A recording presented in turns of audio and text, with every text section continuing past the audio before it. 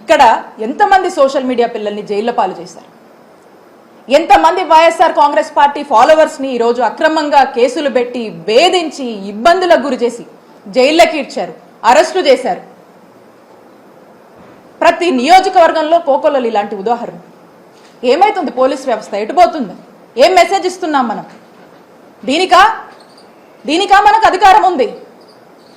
ఈరోజు చూసుకుంటే మనం చూసాము రీసెంట్గా మొన్న గుర్జాల నియోజకవర్గంలో హరికృష్ణ అనేటువంటి ఆ బీసీ అబ్బాయి ఎంత ఘోరంగా హ్యారాస్మెంట్, థర్డ్ డిగ్రీ ఏ విధంగా వాడి అతను కనీసం నడవలేనటువంటి పరిస్థితిలో చూస్తా ఉన్నాం. ఏం పాపం చేశారు? అలా ఏ నియోజకవర్గంలో మనం చూసినా కూడా ఇబ్బందులే. అంతెందుకు మన నరసరావుపేట నియోజకవర్గంలోనే గోపిరెడ్డి గారి మీద ఎన్ని అక్రమ కేసులు కట్టారు. మా చిల్లూరుపేట నియోజకవర్గంలో నన్ను ఏ విధంగా వేధించారు రీసెంట్గా కూడా మీరు చూశారు.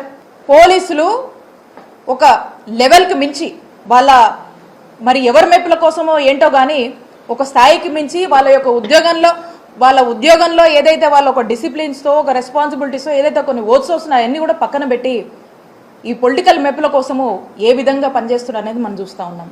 కాబట్టి నేను చెప్తా ఉన్నా, ఎక్కడ చూడండి రాష్ట్రంలో ప్రతి జిల్లాలో ప్రతి నియోజకవర్గంలో కూడా ఈ యొక్క అత్యుత్సాహం ప్రదర్శిస్తున్నటువంటి పోలీస్ ఆఫీసర్లకు, అధికారులకు అండ్ ఎస్పెషల్లీ అన్యాయంగా అక్రమంగా ఇలాంటి ఇల్లీగల్ కేసులు పెట్టి ఇబ్బంది పెట్టాలని చూస్తున్నటువంటి ప్రతి ఒక్కరు కూడా నేను చెప్తా ఉన్నాను, మా నాయకుడు జగన్మోహన్ రెడ్డి గారు మా జగనన్న ప్రభుత్వంలో ఏదైతే అంబేద్కర్ గారు రాజ్యాంగం ఇచ్చినటువంటి స్ఫూర్తితో చక్కగా ఇలాంటి ఏ రాజకీయ కక్షలు లేకుండా ఇలాంటి ఒక కక్ష పాలన అనేది పక్కన పెట్టి పార్టీలు కూడా చూడకుండా చక్కటి ప్రజాసేవ, ప్రజలందరూ అన్ని వర్గాల వాళ్ళు మెచ్చేటువంటి ఒక ప్రజాపాలన, ప్రజాసేవని, ఒక గుడ్ గవర్నెన్స్ని ఇచ్చినటువంటి నాయకత్వం జగన్మోహన్ రెడ్డి గారు వహించారు ఈ రాష్ట్రంలో.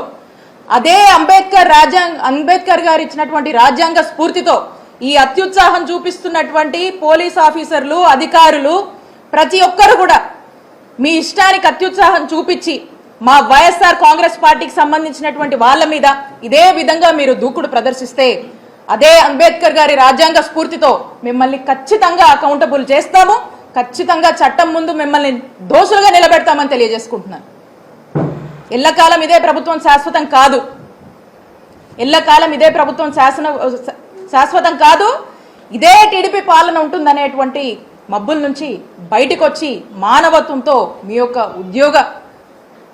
ఉద్యోగం ఏంటి, మీ యొక్క బాధ్యత ఏంటి, మీ యొక్క ఉద్యోగ ధర్మం పాటించమని మీ అందరినీ కూడా ఒకసారి హెచ్చరిస్తూ ఉన్నాము. కాబట్టి స్పష్టంగా చెప్తా ఉన్నాము, ఏదైతే పిన్నెల్లి బ్రదర్స్ని వాంటెడ్గా ఫస్ట్లో ఉన్నటువంటి జెన్యూనిటీ, ఫస్ట్లో ఉన్నటువంటి ట్రాన్స్పరెన్సీ అనేది political intervention, political influences involve అయిన తర్వాత ఏదైతే ఒక ట్రాక్ తప్పించి మీరు వీళ్ళని కూడా ఇందులో ఇన్వాల్వ్ చేశారో దాన్ని ఇమీడియట్గా కూడా వాళ్ళని ఇందులోంచి ఇమీడియట్గా కూడా వీళ్ళని రిమూవ్ చేయాలని వైఎస్ఆర్ కాంగ్రెస్ పార్టీ బలంగా డిమాండ్ చేస్తుంది. దీనికోసం మేము ఎంత పెద్ద ఎత్తునైనా పోరాటం చేస్తాము, దీనికోసం ఎక్కడి వరకైనా కూడా వెళ్ళి మేము లీగల్గా పోరాటం చేస్తామని స్పష్టం చేస్తా ఉన్నాను.